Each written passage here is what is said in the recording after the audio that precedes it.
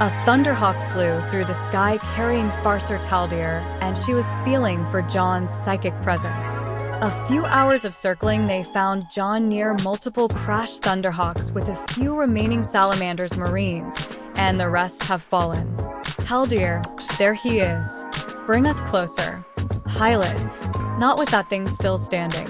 They look to see a massive Scorpeth Necron squaring off with Jaune himself wielding Corsia Moors and his thunder hammer in hand. Jaune, we have braved fiercer storms than this. Hold the line, damn you. You will not shame the Emperor by dying now. Salamander's Marines, none shall find us wanting. For Vulcan, for the Emperor. Jaune, RAZAGHHHH. He charged the giant without fear. He slashes at the Scorpeth Lord and cuts him down to the ground, and he finishes it off with a thunder hammer to the head.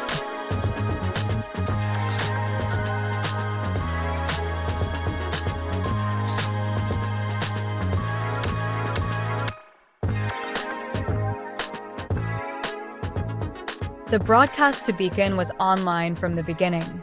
To see one of their classmates best something that can come out from their darkest nightmares is such an awe to behold. Ruby, he never told me he had a lightning hammer. Nora, oh me want it, my precious. Ren just watched on and was horrified by the walking death. Weiss, will you dolts focus? Those things were literally living beneath our feet. Blake, if the Imperium wasn't around, this planet would be dead. Jaune, glad you all responded to my distress signal. We've been holding the line for hours until you guys arrived. Greetings, Taldir. Taldir, I'm glad you're alright, Inheritor. We have pushed back the Necrons for now. They board the Thunderhawks and return to base to discuss the plan of attack or defense. Jaune, about that. Unfortunately, I've felt the Necron's tomb world has fully awakened. Angron, well, good thing I've brought more of my legion to reinforce us, making a formidable force. Jaune, well, that extends our struggle for a few more minutes. Taldir, where is that dark angel that was with us? Angron, he took the last remaining Thunderhawk and went out to get the lion and more reinforcements. But I won't hold my breath at this point. Jaune, make peace with the Emperor while we still can. Not even Titan Reagan can withstand the onslaught heading for us. Angron, when has my plans ever failed? Magnus, I can literally see the wreckage of your battle barge still drifting in orbit. Angron, shove your paper up your ass. Damn, they're already here before we can muster up a force. I have another master plan, but you need to withstand the full brunt of the Necron horde for it to work. Jaune, at this point we are facing a literal endless wave of metal skeletons, but I hope it works. Angron sent some of the leftover Dark Angel scouts to set up requisition points. Then ships from the World Eater's Legion and any other legions began dropping in supplies in their base. Taldir, we got hundreds spilling in from the southern and western fronts of Necrons we barely can hold without your support, Angron. Jaune, reawakened monoliths are advancing from the northern section of the outer defense. The Necrons from the south was just a diversionary tactic. If those thing gets close, they will wipe us out. Taldir, not to mention our northern front, all troops advance to hold that position.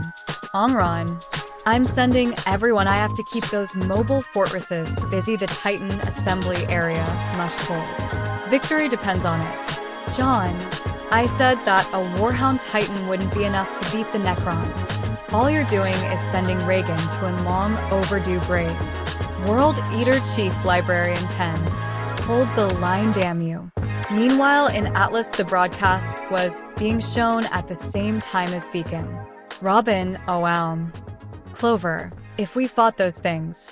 Marrow, we'd be dead within seconds. Harriet, Aura could help. I doubt that. Those armor they are wearing are several times tougher than our Aura, by the looks of it. If those gets turned to dust by those green guns they have, we might as well be good as ashes. Vine, indeed, They are truly the embodiment of death. Back to Beacon with the circle. Ironwood. I'm glad for the Imperium now. Crow. Wow, Jimmy, that was fast. Glinda. Would you like to try fighting those Necrons, Crow? Crow. Glinda. Good, now shut up and sit down like the little bitch you are. Ashbin. Those flares, as they called it, was wearing real human skin. And they were. Glinda. Hazel Reinhardt. Arthur Watts and Tyrion Callies, if our records are correct. Ashbin. If they are all dead. What of Salem? Magnus sent him a psychic message as the Grim Queen is in hiding and is afraid. Back to the fight. Then, he was vaporized by a massive Gauss blast from a monolith. Omron.